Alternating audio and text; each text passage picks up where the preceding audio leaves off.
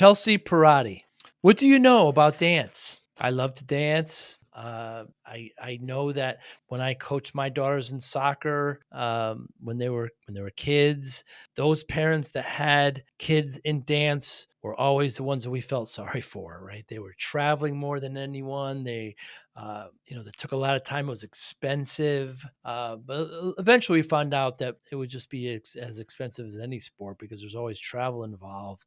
But Chelsea she started dancing as a child. She's a high school champion dancer, college.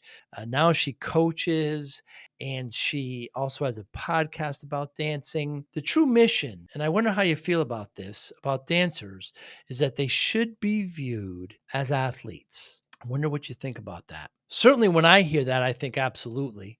And in this conversation with Chelsea, it's even more clear. But I wonder how you view a dancer. When Simone Biles said, I'm not going to participate in the Olympics as a gymnast when it was, what did that mean? What impact did it have? I say a pure positive one, but interesting perspective from Chelsea as well.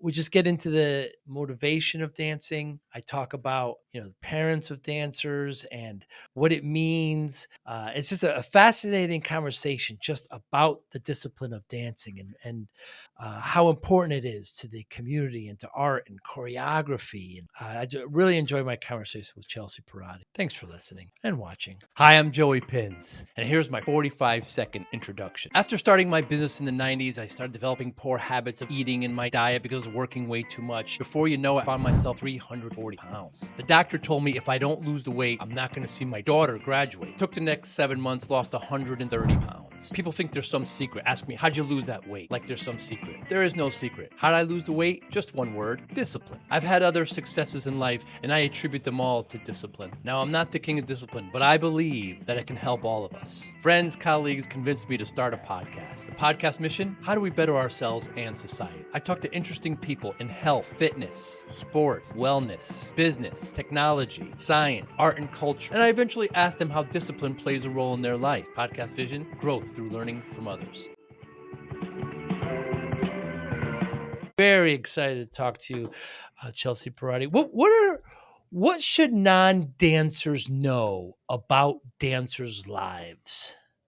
Ooh, great question to start with. I always would love non-dancers to consider dancers athletes. Now there's a debate of whether or not dance is a sport, and that is a whole conversation, and I think it's in the middle. It's an art that is sometimes a sport. But what I would love people to know about dancers is that dancers are athletes, and to consider their lives like you would any other athlete, especially those at the high level who are professionals, who are dedicating their lives to that. Their lives are like any professional athlete. Do you want to connect with business leaders and engage consumers who take action? The Joey Pinz podcast delivers high-impact conversations to an audience of decision makers, entrepreneurs, and professionals across multiple industries. A fast-growing audience of highly engaged listeners, both B2B and B2C.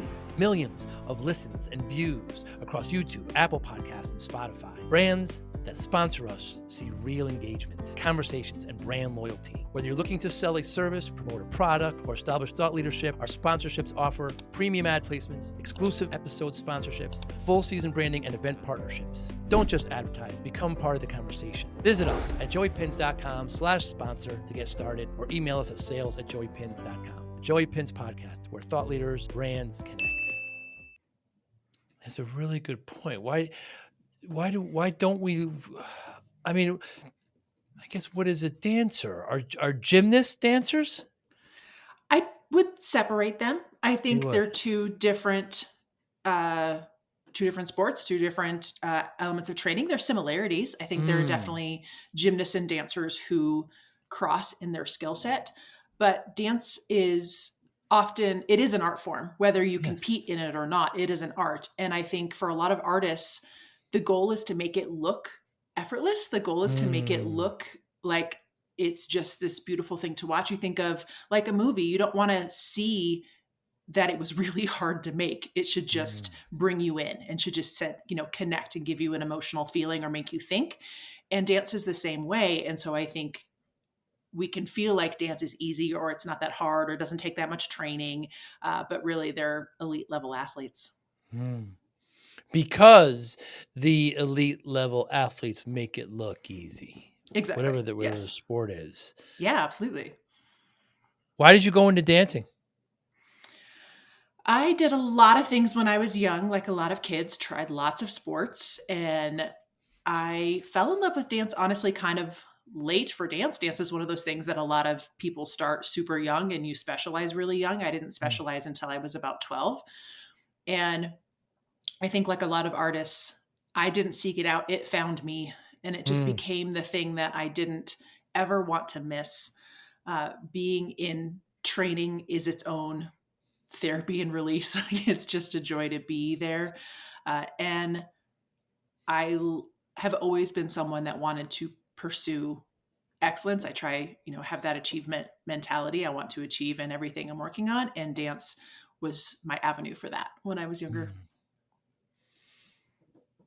When I talk to some parents, my daughters are older now; they're in their 20s. But when we were younger, those parents that had kids that dance, we always said, "Oh, wow, that's Hmm. it's expensive. You're traveling many states away." I'm from the Northeast, so smaller states. I know you're in Colorado, but uh, you're traveling hours away. Your weekends are tied up. Your daughter comes on stage for a couple minutes, and then that's pretty. I mean, it's a tough road. It is. Absolutely. And I think it's at that high level, it's like travel any sport, right? Travel Mm, baseball, travel good across. point. Like you get into those high level club sports, that's what Mm, dance feels like. You're getting hotel rooms, you're on the road all weekend, kids are missing school in order to travel. Uh, mm, it's it is a high level of dedication from really the whole family to make that mm, work, just like any mm, travel sport. Uh, and what's hard about dance is that the outcome, like whether you win or not, has an element of subjectivity to it. So, mhm, travel baseball, how much, how many runs you scored, the stats that come with it, and you can uh, there's a clear objective outcome. Now, mm, yes, we might not agree on a call that the ump made or something, but in sure. in dance, you put all this time and energy into it, and there's not always a clear objective outcome, Mhm, and that's hard for non-dancers, and I think for parents who grew up kind of in we'll call it more traditional sport, to then have their child as a dancer. mm, They want to know, why didn't we win? What happened? And mm. sometimes there's not a good answer to that. Yeah, I think even so my exposure to the judged sports are the Olympics, Hmm. right? And it Right. seems so subjective, although they'll say, they in ice dancing or in some of the diving and swimming, they did this, this, and this, that's worth this many points, but Exactly. there's a level of subjectivity that always seemed at times arbitrary, Chelsea. As it is, it's hard. And I agree, it's similar to those type of subjective sports where there are certain technical skills, there are certain, different competitive levels, and you get ranked at the end, based on that Mm, judge's score. mm, And sometimes you can fully agree with it. Like, I know why that execution wasn't as strong as the other person. And sometimes it feels really subjective and frustrating. But that's why I focus a lot with dancers on trying to define success as something in your control, something personal mm, that you mm, are striving for, that is not just about this judge's opinion. And I think that's great for any athlete to focus on. It's not just an outcome that may not be in your control. It's, what did you do today? How did you show up? Were you prepared? Was it your best today? mm. In the youth levels of dancing, are boys there too, or is it just girls?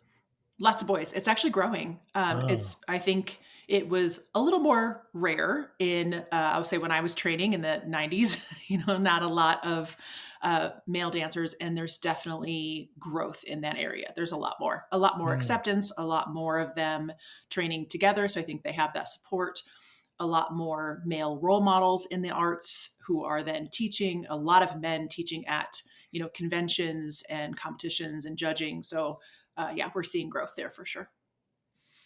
And to me, Chelsea, you dispel this, but it's just it seems that the life of the dancer is just I just have this image of like bent feet and just long workouts and just sweat in the room with the mirrors and just the discipline and the pain. I mean, it's a long road. It's just why would somebody want to do it? There's got to be love there.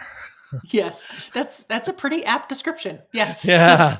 that's what it is, and I think it's the reason anybody challenges their bodies to that high extent. There's a little bit of like, what can I do? How far can I Mm, make this mm, go? But there is definitely a love and a passion for it. I think if you aren't passionate about anything you're pursuing, it's really hard to put the work in because work is that level of discipline, that level of work every practice is not easy and it's not going to be there. So you have to have this intrinsic kind of innate, I do love this because it's loving it is not enough to make you show up and put in that high level of work every time. mm. And just like wrestlers, there's a whole issue of weight, right? You've got to be down to a certain weight, and there's this kind of mystique about that as well as being very tough to kind of maintain. Why don't we think of them as athletes? It's a very interesting point. We need to. Yeah, I appreciate that. I think we do too. And the weight issue is also improving some. I think there's been a culture shift in the dance world. There's more examples of elite level athletes that are a more traditional athlete muscular build and Mm, less of a kind of classical ballet. It's rooted in Balanchine, who was a very influential choreographer in New York City. That was kind of the I don't know what the word is, the really delicate kind of waif, very petite style that many still think of with dance, but we're shifting to kind of recognizing the athleticism of all body types. And I think again we're seeing that in lots of sports, and especially in women's sports, that female athletes can be muscular and be athletic and strong, and that can be aesthetically pleasing in an art form like dance. And we're mm, slowly getting there, seeing more of that cross. But there are definitely parts of that dance world that are behind in that, and the being let go for weight is still a problem. mm. Are there certain mental health challenges specific to dancers that we don't see in other athletic endeavors?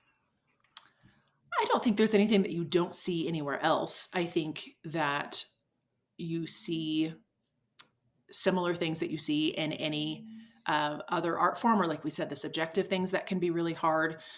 Uh, Dance has a culture of the show must go on, which is more like a Mm, theater kind of idea too, that like no matter what is happening, you will execute and you will perform.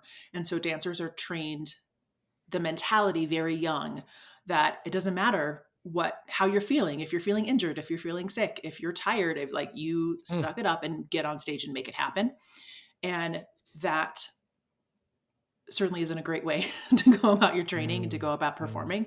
And so I think that can be really hard and leads dancers to some of that, those mental health, whether that be burnout or the, depression, anxiety, things like that, that can happen when your worth is wrapped up in your ability to get on stage and execute. mm. How what was the impact of Simone Biles backing out of that Olympics that year? Yeah, I think it was a really Wonderful. positive impact. Yeah. Yeah, it's helped bring awareness, and so I've definitely used her as an example when I talk to younger athletes. Um, and I think she's a great example, and not the only one. Thankfully, more and more professional athletes speaking out that she shows us the difference between mental health and mental toughness. And I think that Mm, gets conflated for a lot of athletes because we think if I admit that I'm struggling with my mental health, that I'm mentally weak, that I just can't handle it. And mental health, your overall sense of well-being, when we're worried about things like depression and true anxiety disorders, like we have to look out for that. We have to care for that and be aware of what could happen. What Simone had was, they call it, different things in different sports, the twisties in gymnastics, the yips in baseball. hmm, And it's focal dystonia is the specific psychological term for it, but it is a true like mental health, and you can't control it. And she needed to step down and protect herself, but she was still incredibly mentally tough. I think she's one of the most mentally tough athletes in the world, and so Yes. she showed us that those are different things. And it's, I think, a wonderful example to be able uh, to lean on now for younger athletes. It was wonderful to have somebody at the highest level in that Yeah, sport do that, I thought. It took on the courage. biggest stage, absolutely. Yes. Yeah, Did you say twisties? yeah, that's what they call it in gymnastics. Because I think with gymnastics, when you are, inverted in the air, that's where it Ah, becomes so dangerous, because it's right. it's essentially you lose. There's a disconnect between your thoughts and your body's ability to execute things. And Wow. so in baseball, when it's the yips, it's like a pitcher who can't throw a strike anymore. Like it's just gone.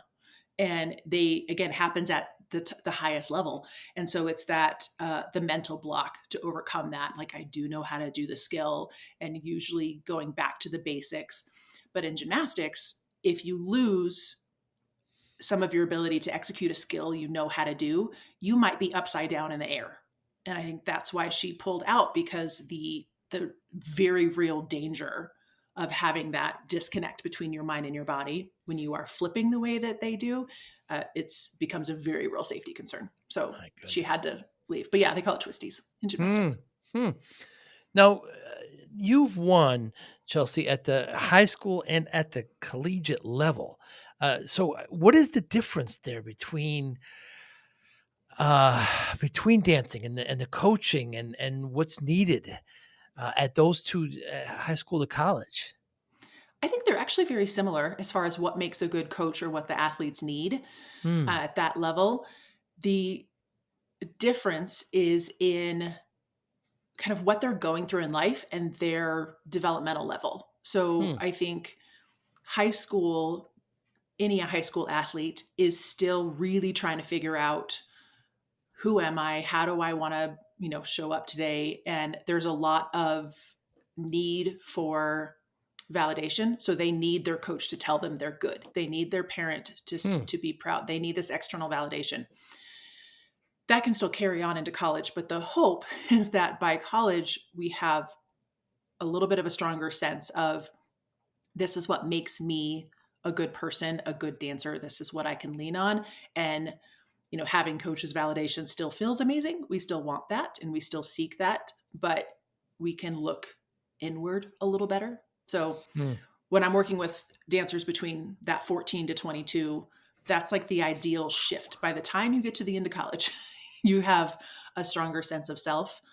Um, but I think as far as what it takes to coach them, very similar as far as what they need from a coach, the level of, high expectation, but firm belief in your ability to get there. It's that balance of like, I'm going to push you because you can give me more than you're doing, but I also believe you're capable of this, and I will celebrate you along the way. So Hmm. it's not just what I consider a little bit more old school, true in dance, true in most sports, of just really tough coaching, allowing for a little more empathy, a little more, genuine connection to the person behind the athlete, that we need at all levels. But you can still have those really high expectations, even in high school. Hmm. And but, boy, when you said 14 to 22, it's such a wide range of just changing things that happen to both girls and boys. And Absolutely. yeah, and then dealing with that along with, the discipline of coaching. How about boys to girls? I mean, Yeah. I have two daughters, and I coached my daughters in soccer right around that age. Started a little earlier till about high school. To me, it was less difficult to coach girls. They just were able to kind of separate things a little bit easier. Hmm. But in dance, my anecdotal experience, who knows? Uh, but being a father of daughters, when you're coaching, what's mostly you say boys are just starting to get in. So when it's mostly females, the dynamic there is it different? How do you coach the males over the females? Yeah. There's not a huge difference. I still coach, you coach the athlete, right? They are Mm. all athlete and they're all training for that. When I think about this from like a developmental psychology approach, there are differences in timing, of emotional Mm. regulation, of how they just consider problems and think through challenges. And so it's more of a timing thing, but they still need the same things. They still will struggle in similar ways. I don't really think there's a huge gender difference. There is a lot of academic research behind it too, that it's not that different. Some at the college level, there's a little bit where male athletes, statistically, big population averages tend to prefer coaches that are a little bit more, just tell me what to do. Like, just, Mm. I don't need the fluff, just tell me what to do. Mm. Where female athletes still want a little more of that social support and connection from their coaches throughout their college years. So that's some research across sports that's a little different. Mm. Personally, as a coach, I don't approach it a whole lot different. I think they're just teenage brains, regardless, and knowing that and keeping that in mind is more important than gender. Not just that you've danced as a child in high school, in college. Now you coach it. Why haven't you been burned out of dance? Why do you love it so Yeah, much?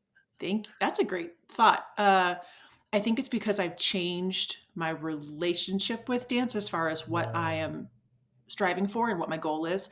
So I I have burned out of parts of it along the way. So I danced professionally up until about 20, and so I had, physically I had years left, Hmm. but mentally I was done at 20. I think Hmm. I had put too much time, too many years. I had other goals outside of that I wanted to pursue. For me, that was the academic space, and Hmm. in college, I felt like I had to make a choice. So I kind of burned out of it there, but that's when I started coaching. And so finding coaching was a new level of a different relationship, I guess, of Hmm. thinking about how can I bring what I know and I love to these dancers and connecting with them instead. So I did that for 12 years. And then similarly, I kind of burned Wow. out of the day to day of coaching. Anybody who's coached, it's hard. It's a lot of hours. The parents are hard.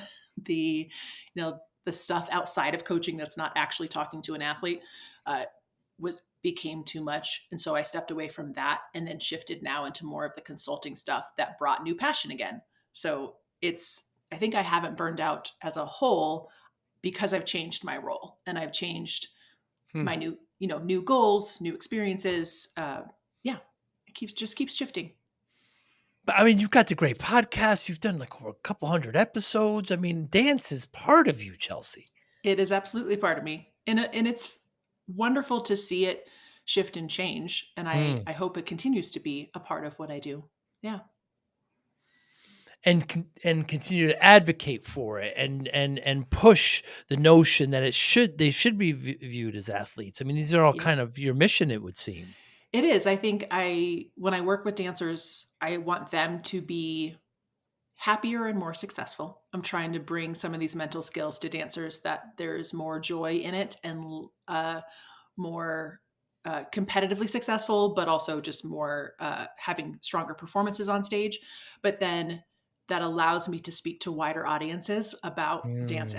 dancers as athletes and the respect for that. And it's everywhere. I mean, I think we are like, for example, in the Oscars still do not have a category for choreography, even Hmm. though choreography is an essential part of so many movies.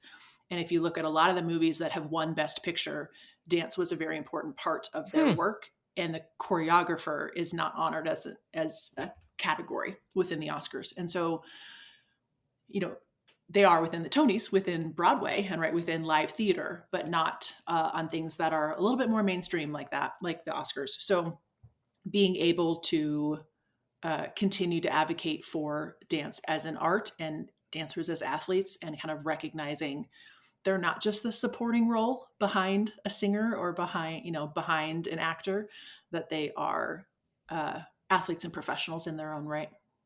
Hmm. Is a choreographer born or is it learned? Ooh, both. So this is where I get to all of my the academic side. I try not to nerd out too much, but it's always genes and environment Huh. interact with each other your whole life. So you have your genetics that you're born with. You may have predispositions to, understanding music or hearing that differently, to a physical aptitude, right? There's genetics for that.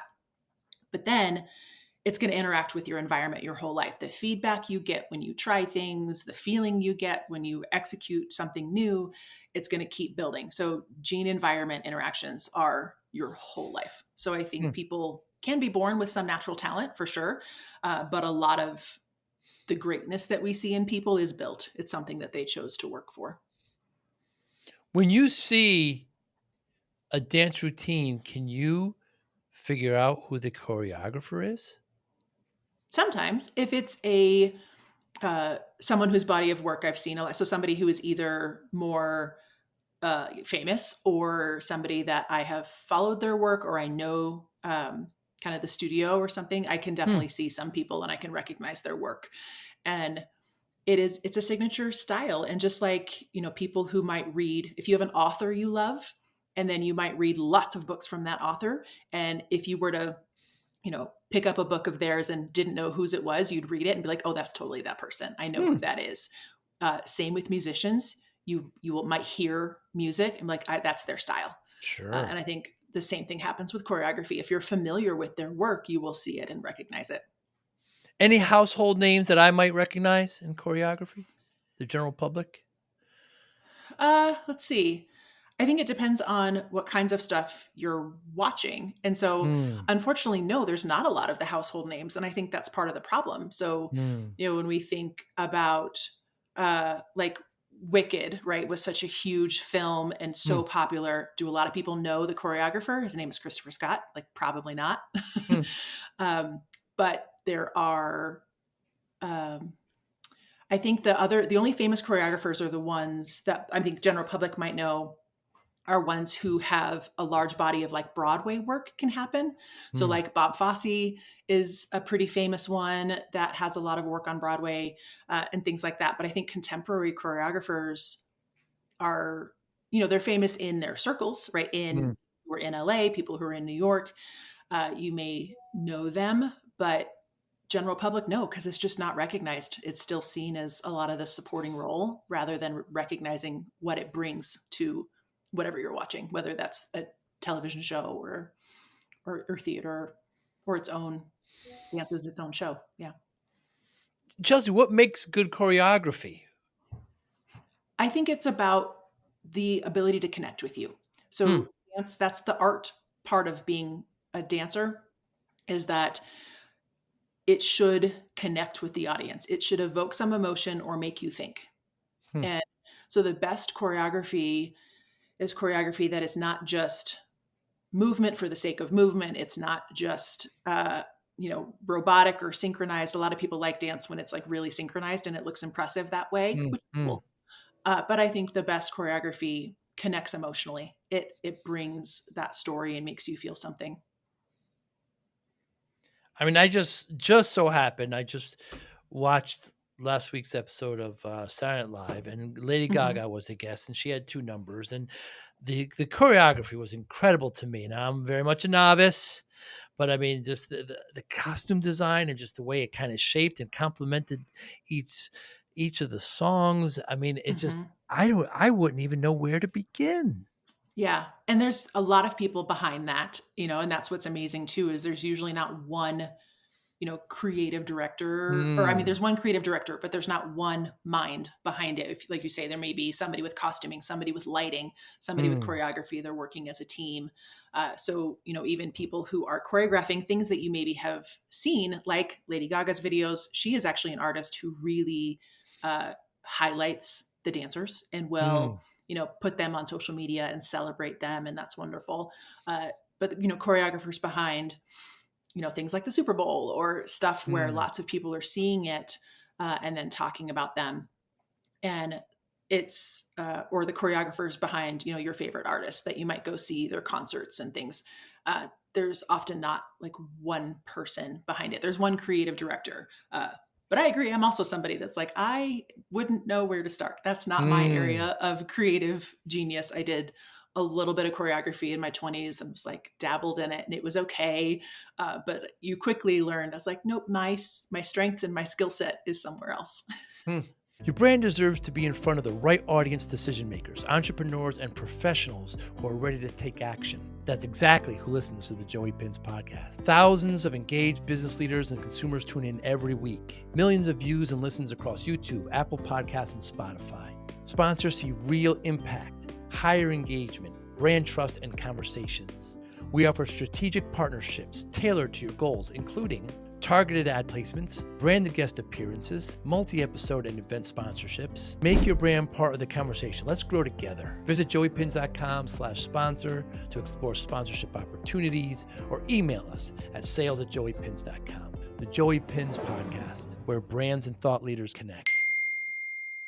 And do they storyboard?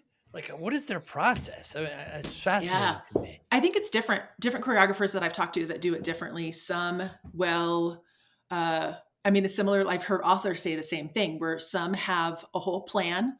I Hmm. know, I know where the peaks and valleys are. I know what pictures I want to make when. I know where this musical crescendo is happening and what I want to see there. I know the story of emotion, and then they'll fill that in, similar to an author who might storyboard the whole thing.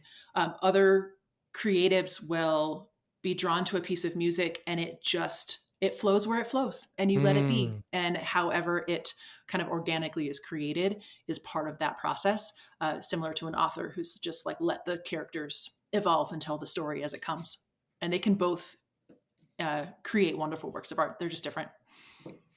Yeah, Chelsea, I've talked to fiction authors who say I had one direction in mind for this character, but then the character took it another direction, and I just Yep. at the I just that's incredible to me. I Yeah. can't. How does that? It's wonderful and mysterious at the Yeah. same time, right?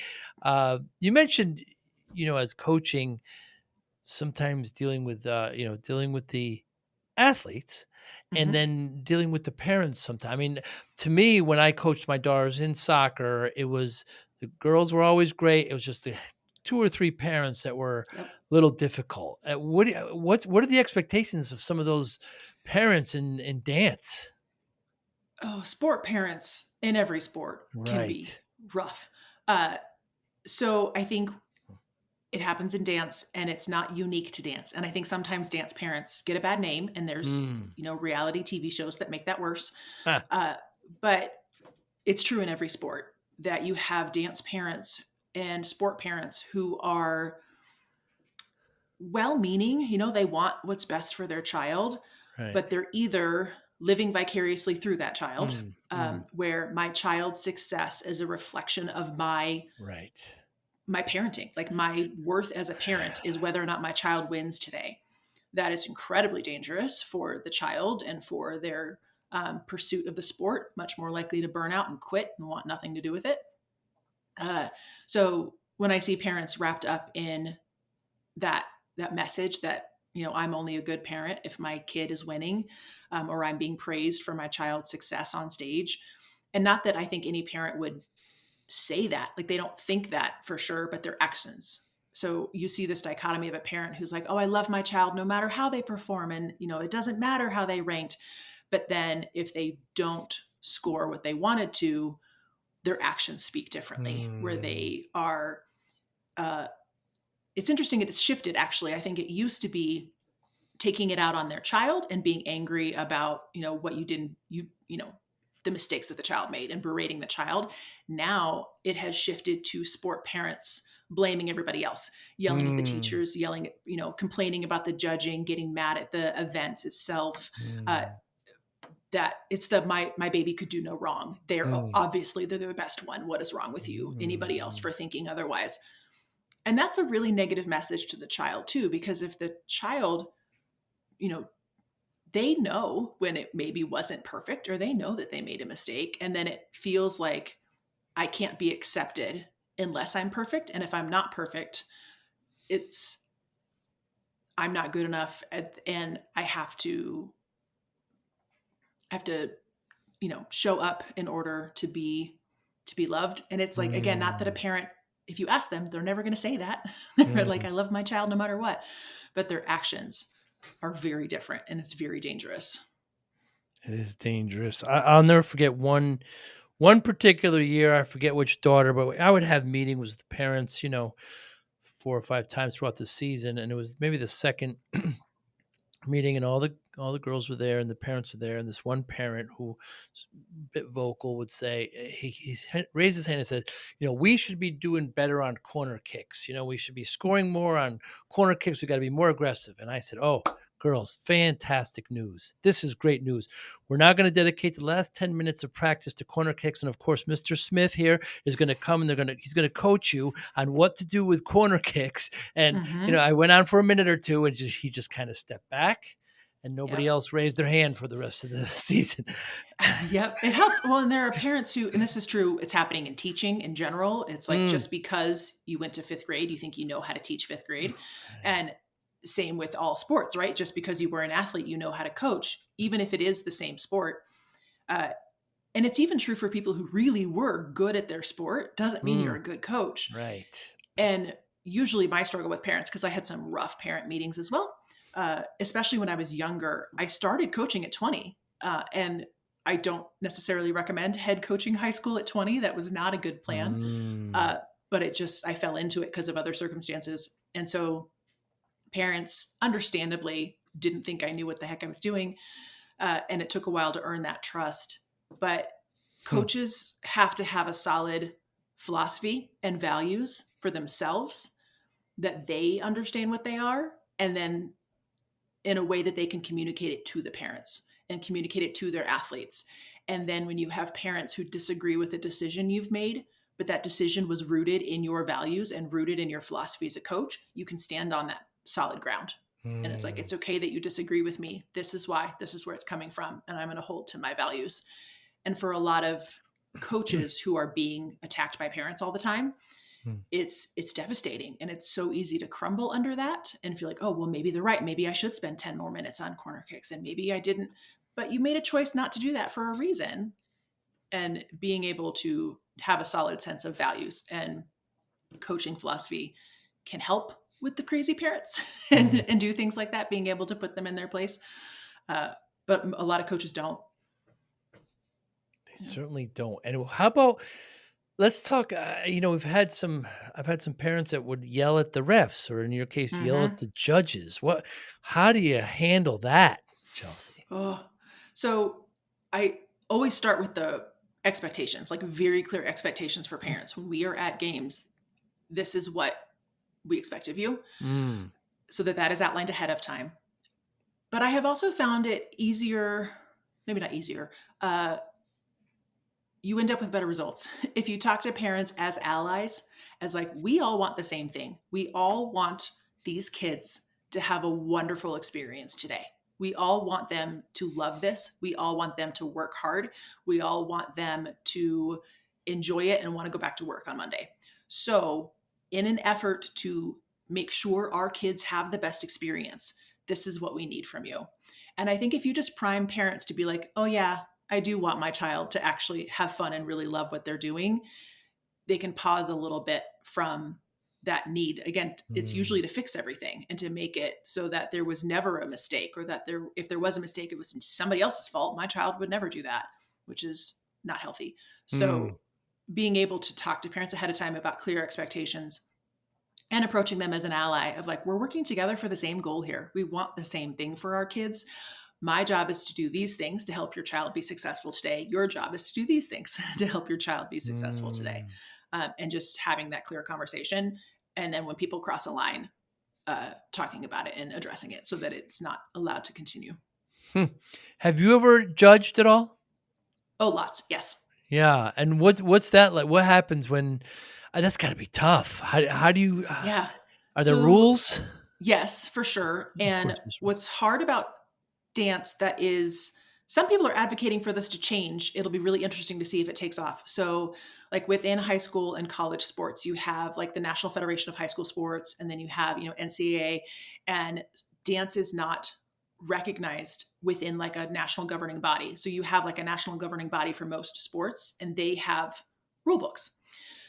Dance doesn't have that same national body rule books, and it does in some ways, but it doesn't apply to everybody, right? So there's like one if you are in your high school, but if you're like a club in a studio, it doesn't apply. So the rules are different in different states. The judging score sheets are different for different companies. So that is very difficult as a judge. So as a judge, you have to know what the rules are where you are. And so like I've traveled to judge all over the US and I've judged nationally, and you have to know what that score sheet is, what they're looking for. Different things are weighted in different ways. And then I judge personally, my philosophy is to go by it's like sub caption and subcategory. So like there's a category on their technical excellence, or a category on like their group synchronicity, on their musicality, interpretation of the music, and each category has a score. So you can't step back and just say, how do I feel about this whole thing? You can go into the analytics of it and be like, okay, how is this section? How is this piece? How is this skill? And scoring those separately, and then letting an end result speak for itself, to try to be as objective as possible, so that there is that it's not, there is the rules and there is the objectivity of it, and not just how that one felt. There's a little bit of that in dance, though. It's part of the art. So for a lot of skill or a lot of companies, there are categories for artistry, which somewhat is, again, the art, how it connected with you, which should be acknowledged. Yeah. But it's hard. I would think very hard. Yeah. Because it's the less subjectivity is removed, the less controversy there'll be. Right. So, yeah. And so there's this balance of trying to remove the subjectivity as much as possible and keeping it clear to the rules and what is being scored. But also any dancer or choreographer would say, but we can't take all of the subjectivity out of it, or you lose the art, and it becomes like a compulsory routine, which is what you see in like youth gymnastics. Every athlete competes the exact same routine, right? So you could do that in dance, right? We could completely remove that, and every dancer competes the exact same solo, and we rank them against each other. But that removes all of the art. That removes all of the artistic expression from it. And dance would never do that, and I would never want it to do that. So it leaves that subjectivity open. But I think you just have to accept that as a dancer, and not everybody's going to watch the same piece of art and agree. And that's always true about every piece of art. And that's okay. Is dance by nature is art, but there is a certain component of science in it still. Sure. Yeah. I think some of the best dancers understand anatomy at a very elite level, and they understand like nuances within their body, different muscle groups especially. And there's a lot of training within dance about isolation. How do I use specific muscles of the body to isolate certain parts of my body? And the more you understand that, the better you can kind of articulate and move in kind of unique ways, or in specific ways if you're trying to train. So yeah, the anatomy aspects are really important. And I do also think of science broadly as like, let's test a hypothesis and see what happens. And I think that happens all the time for any athlete, of like, let's test what this training does, and how do I get better? If I add more cardio training, if I add this new strength training, do I see improvements here? And that hypothesis testing of science is in any athlete. Yeah. Your approach to dance, is it 80% art, 20% science? I'm going to assume it's much more art, but your approach seems to be a bit more scientific than art, no? The art and science balance? Ooh, Yeah. I have never thought about how I would divide that out. More art than science, but I do have an appreciation for the science. And I guess that's the academic in me. We have to appreciate the science. And I just tend to fall on science and research for a lot of things. So I don't know if I've ever thought to put a number on it, but more art than science. Yeah, But that's not for by a lot. sure. Yeah. Yeah, and there would be some that would put 95% art or whatever, a lot, Sure. a lot Yeah, more. Has technology helped dance at all? absolutely. How so? We've seen, I think it's helped on the coaching side, just like it's helped coaching and everything, the ability to video. So for an athlete to see themselves on video is great for anything. And it's great for dancers, because they're, especially when they're younger, and they're developing their sense of proprioception, which is like, where is my body in space? Like if my arm is 90 degrees, do I think it's 90 degrees? Does it actually look like it's 90 degrees away of my Mm. body? Am I off? And so for a dancer to say, this is what I felt, but then you look at a video and go, oh, it's not that. Hmm. Okay. I felt like my knee was straight, but then I look at the video and clearly it wasn't. So that kind of feedback helps a lot for dancers to interpret, okay, this is what my body feels like, but let me see what it looks like. And is there a mismatch? So, especially for younger dancers, but all the way through, I think that's great. And then for dancers who are training as teams, again, video is really helpful for the synchronicity piece of it. That, does everybody look the same as they execute skills? Mm. And then I think just the way technology has changed strength training is Mm. applicable to dancers, of course, as well. And the ability to use technology for enhanced strength training is wonderful. And I think dancers, we're getting there of understanding the need for cross training, the need for like traditional strength and conditioning as a part of their uh, dance training. So technology's made all sorts of strides there, of course, that are Mm. helpful. Has a judge ever had, look, I can't judge this. I have to review something, and they go to video to review something. Is that legal? Usually not. Oh. So every once in a while, some companies will allow it. And again, there's not like a standard rule. So usually the only time there might be a review is if something is deemed illegal for safety. So there's certain things that Oh. are illegal moves because of safety concerns, similar to gymnastics. So if there is a call where a safety judge specifically deemed something illegal and the coach disagrees, then sometimes there will be a review of that, but that's pretty rare. Hmm. Has AI played a role at all in dance, or will it? Ooh, I don't know. I mean, I use it in a idea generative place, and I could Sure. see other dancers kind of doing that too. Uh, I'm trying to think of other applications. I haven't heard of a lot of applications of it, honestly, which I think is really good. It's more uh, a big joke right now where people will ask AI to create an image of a dancer and they have three legs or they have Ah, four, like it's just a mess. yeah. So it's all I've seen now in the dance world is more of that of like, they're not going to take our art. You're okay. Like Mm. keep doing what you're doing. Yeah. Now we're seeing more in football and baseball where they're using video for the strike zone. You think it'll Hmm. ever be a point where you'll have a system that's going to be able to judge dance routine?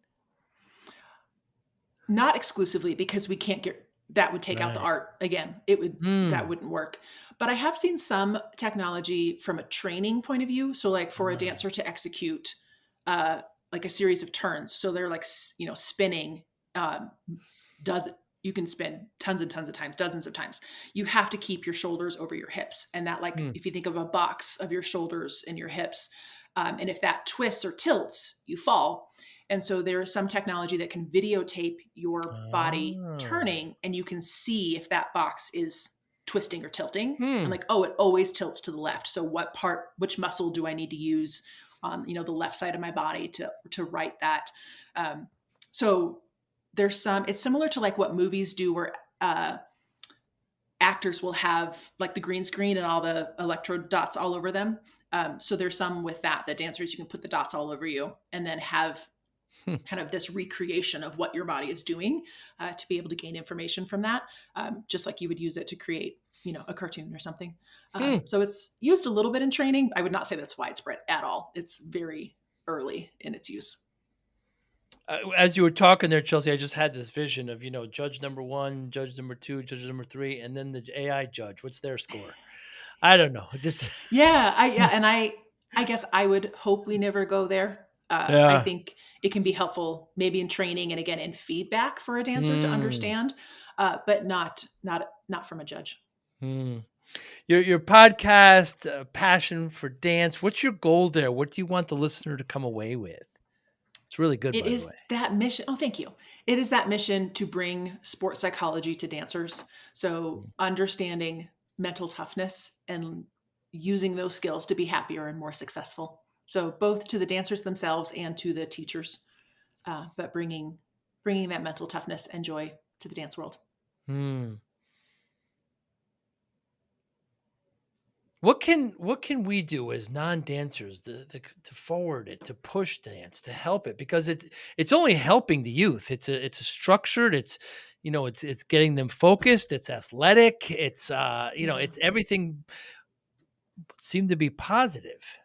Yeah. Oh, I appreciate that. And I think I would say this to any parent of any sport of even if it's something that you don't understand, Mm, not talking poorly about it. Like you may not understand what's happening. And so if you overhear, negative conversations or especially in social media when people start bashing things and you don't truly understand, not adding to the negativity and seeking information. I think we mm, saw it. I brought up the Super Bowl and we see it there every year. It doesn't matter who the artist is. People will inevitably, somebody's like, I don't get it. That was terrible. mm. And it's like, okay, you didn't get it, but that doesn't mean it was objectively terrible. Right, Like, right, right, right. you didn't see that and other people loved it. And that again is art. And so as a non-dancer, not if you don't get it, or you're not sure what you're looking at, Mm, seek education or understand the subjectivity of it and not use it as a time to bash the art itself. mm, And then if you can interject into a conversation that dancers are athletes at any point in time, that goes a long way. hmm. Most certainly. And that's the beauty and sometimes danger of art. It's always within the, eye of the consumer or whoever's Absolutely. looking at. Yep.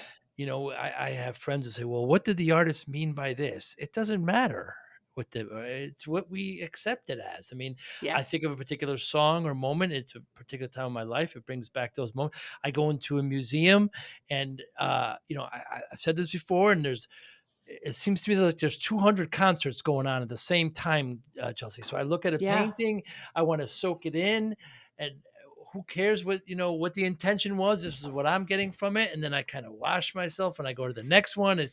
Yeah. I would think it's very much that in dance. It's just such beauty and athleticism at the same time. Yeah. Oh, I really appreciate that. And I think it is, people understand maybe music and can take that equation. Like you were Mm, saying, a musical artist, they had an intention maybe behind what they created, but then people want to know what was the meaning of that or mm, who mm, was this about? They want the mm. story. And a lot of artists are like, it doesn't matter what it was to me. Right, What does it make you feel? And they like intentionally won't tell you right, what the right. story was and where it's coming from. And I think dance is similar, that the choreographer had an Mm, intention and a plan and it meant something to them, but it's not really about that. It's what the mm, audience takes from it. And so, like for a lot of choreographers, yes, there's objective success, but also it's, are you happy with what you've created and does it mean mm. something to you? And that is true again of all art because you're not going to make everybody happy, and that's not the goal. Has there been anything, Chelsea, in the last month or so that you've changed your mind on? Ooh, nothing comes to mind. Uh, in general, I try to be someone who is always a learner. It's a core value of mine to be a learner and to Mm, seek new information. So maybe subtle things that I've like brought a new understanding into something I already knew, mm. but not in the last month have I like really changed my mind on something. That's a really interesting question. I like that. Yeah, I get a variety of answers to that, and there's never any wrong one. So, Yeah. um, I started my business in the '90s, Chelsea, and I was working way too hard. You're no stranger to this, and putting 14, 16-hour days, putting my health in the back seat. So I'm sitting in front of the doctor. She tells me that I'm 340 pounds. And if I don't lose this weight, I'm not going to see my daughter graduate. My oldest was just born, Yeah. scared the life out of me. I'm driving home, upset with myself. This is my pie hole. This is what I did to myself, and I can abuse myself all I want, but I now have this family. So I spent the next 6, 7 months, lost about 130 pounds, kept it off. People ask me, what the secret is. And I always say discipline. I got routine, Yep. motivation, focus, etc. How does discipline play a role in your life, Chelsea Oh, it Pierotti? plays a huge role. I From an academic and research place, I spent a lot of time studying motivation. And so people will ask about motivation as well. And the short of it is like motivation is great. And there's lots of tools you can use to be more motivated, but you will not be motivated every day. That's when you have to be disciplined. Yeah. And so it's understanding, yes, do everything you can to be more motivated, but no, there will be days that you're not. And so you have to have something else to lean on. And that's the discipline, which is, to me personally, comes from routines, help of just knowing this is what I do. But truly, it's rooted in values. And so that's what I was saying about a coach. And I mentioned my own personal value as a learner. I have spent time understanding my own values, reconsidering them as I've aged and changed. And like you said, birth of my own children, like big life changes, your values shift Mm, as they should. And so understanding what they are and knowing, okay, today I'm not motivated, but I am going to use discipline to take a deep breath and reflect and say, who do I want to be today? What matters? How do I show up as that person? And then the discipline is knowing that it matters to me. So I'm going to do mm, it, even if I don't feel like it today. And that's not perfect by any means. I have days that I still just want to curl up and do absolutely nothing and have no discipline. It's so to me, also, discipline is not about perfection. It's not mm, 100% of the time. That's not mm, human nature either. And so it's the ability to say, okay, I wasn't disciplined today. I fell through, I didn't follow through on what I wanted to do. New day. What am I doing today? And not mm, letting yesterday's sense of failure kind of derail the whole thing. hmm. One might argue, Chelsea, that taking a day off like that, your body wanted you to do it, and it takes discipline sometimes to listen to your body.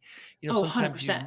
you need a rest, you Yeah. need that kind of break. I think rest is a part of my routine. So when I say the Mm, routine that helps me with discipline, rest is a big part of that. And for me, that is like unplugging at a certain time of night, making sure mm, that everything is gone. I spend as little time on social media as possible, which takes discipline. Uh, yes. but yeah, the rest of that is part of the routine that allows, you asked earlier about burnout. And I think I have, not always, I'm better now, of being able to understand kind of the signals of like, oh, that's happening. I'm feeling the burnout. If we're on our way, Mm, what do I need to change? What's happened? Uh, and the general fluctuations of life that are things am I in a hard season and I need to adjust expectations? What's happening? So yeah, I think rest is an essential piece to discipline. Yeah, motivation will falter, discipline is what will get you through. A quote absolutely. by you. Yes.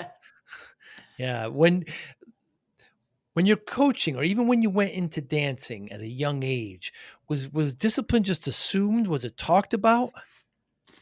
I was trained very strongly in ballet, and the culture of ballet, discipline is essential to what you are doing. And it is discipline in the sense of kind of respect for the training. So when you are there is a rigidness to it. Mm, And in a way that I genuinely liked, actually. I mean, I think some people might conjure up this image of it being really like overbearing and harsh. And there was an old school version of that where that's yeah. true.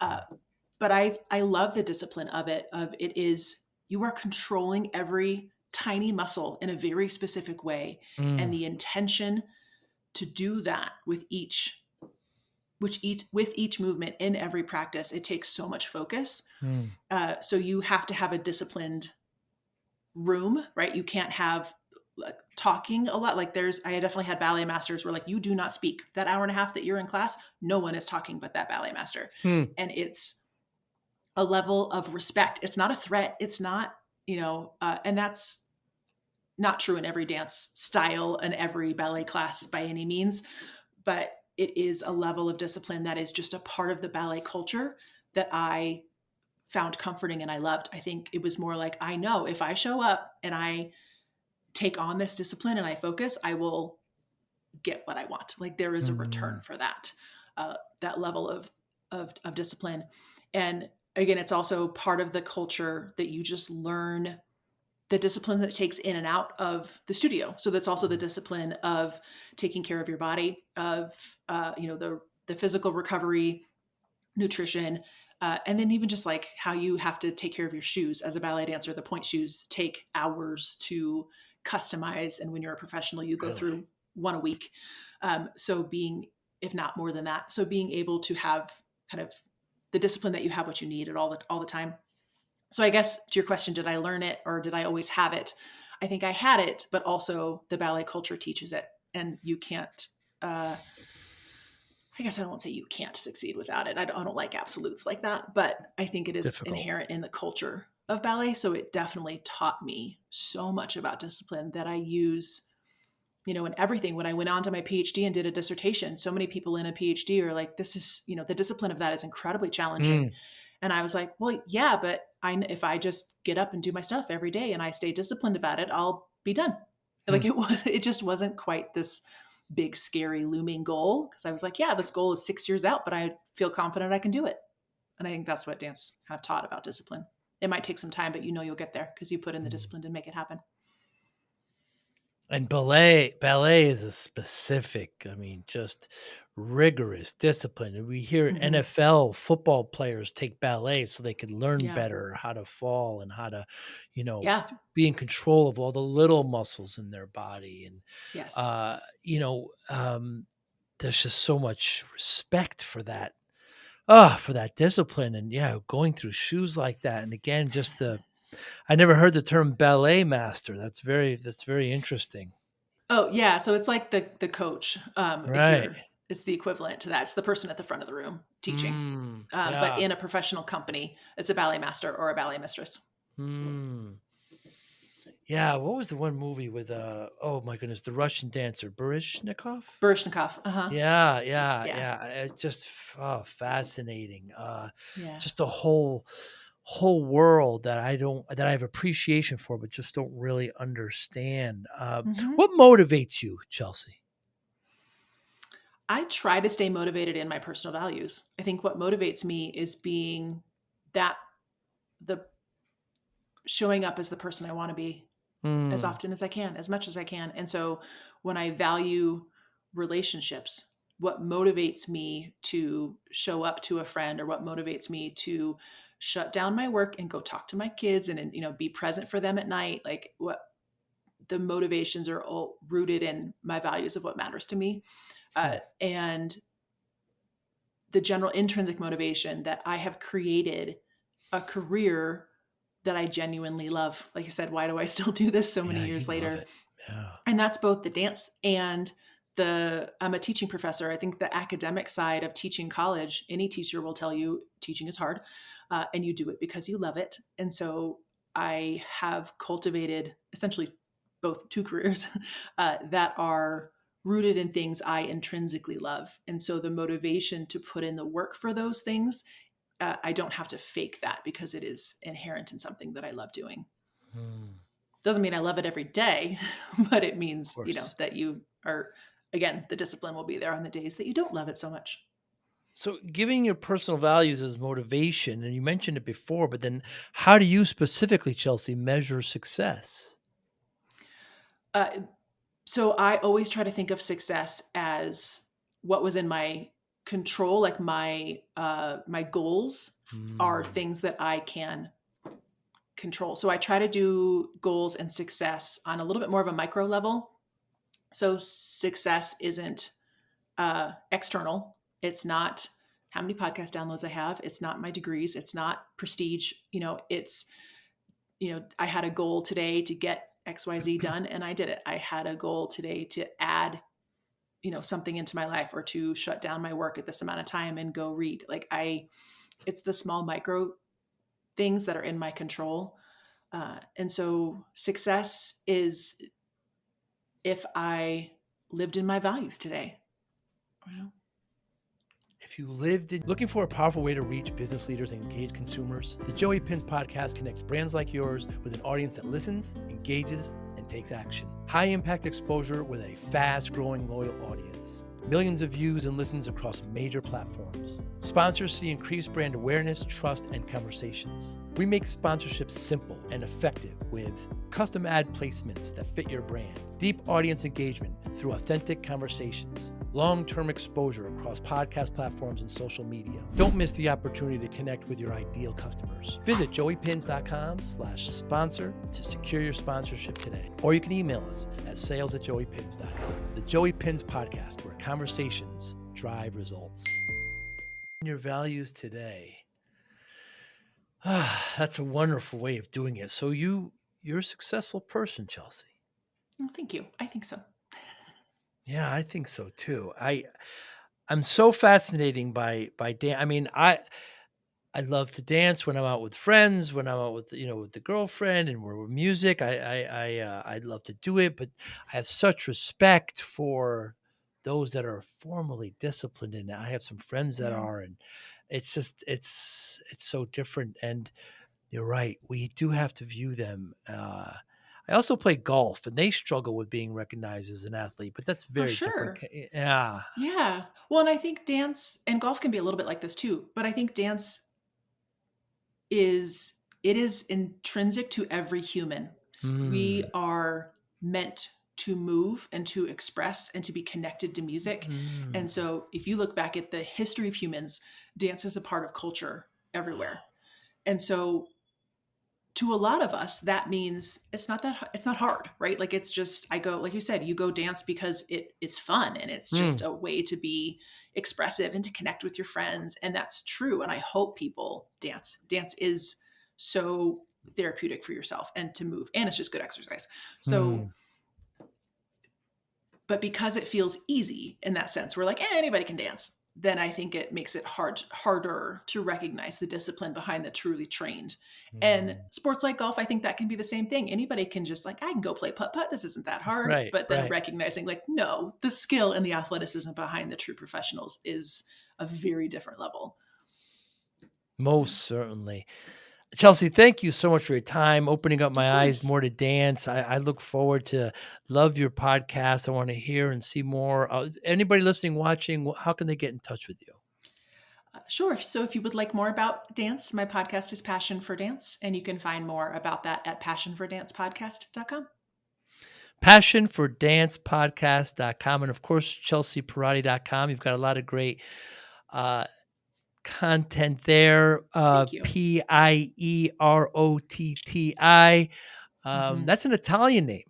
It is, yes. I know I lucked out my actual, like we were talking about genetics and heritage. My heritage is Italian, but then I Ah, married a wonderful Italian man. So now I have the oh name boy. that goes with it. Yes, that's a great combination. You're on Facebook and Instagram as well. Chelsea, thanks so much. Next time I'm in the greater Colorado area, perhaps we'll get a cup of tea. I would love that. Yes. Thank you so much. It was great to talk to you today. You be well. You too.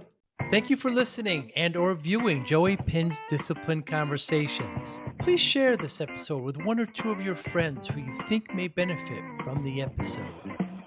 Our website, www.joeypins.com. There you'll find lots of resources and you could join our mailing list. Please follow us on all our social media, Instagram, Twitter, and Facebook. Podcast information, the video version of our podcast is on YouTube. Please subscribe. Audio is on all major podcasting platforms. Please follow them. And if you like it, please consider giving 5-star rating. Would really appreciate that. Thank you again for listening or watching Joey Pin's Discipline Conversations.